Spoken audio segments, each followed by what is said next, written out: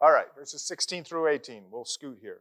It says, after this letter has been read to you, see that it is also read in the church of the Laodiceans, and that you in turn read the letter from Laodicea. Tell Archippus, see to it that you complete the ministry you have received in the Lord. I, Paul, write this greeting in my own hand. Remember my chains. Grace be with you. So, last three things of this letter.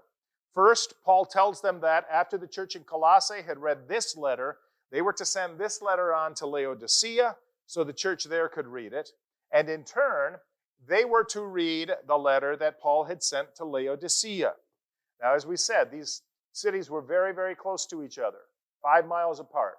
So maybe both of those churches were being affected by the same heretics and the same heresy. But it's interesting, I think, you might not, but it's interesting that we have Paul's letter to Colossae as recognized, inspired writing and as part of Scripture. And at the same time, maybe even speaking to the same kind of need, the letter to the Laodiceans, we don't have as part of Scripture. Maybe they didn't. Yeah, maybe it got lost in the mail.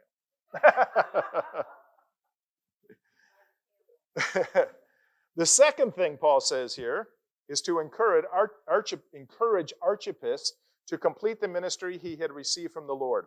We don't know what that was, his ministry. We don't know why Paul thought it deserved a public shout-out, but clearly what Archippus was to be about was important enough for Paul to highlight it, and Archippus needed the encouragement. And then the last verse, Paul says he writes this with his own hand. Usually he dictated his letters, but would often use his own hand to write the conclusion or some sentences. And Paul ends this by telling them, remember my chains.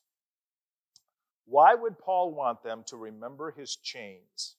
And why would that be so significant that he makes it his last words to them?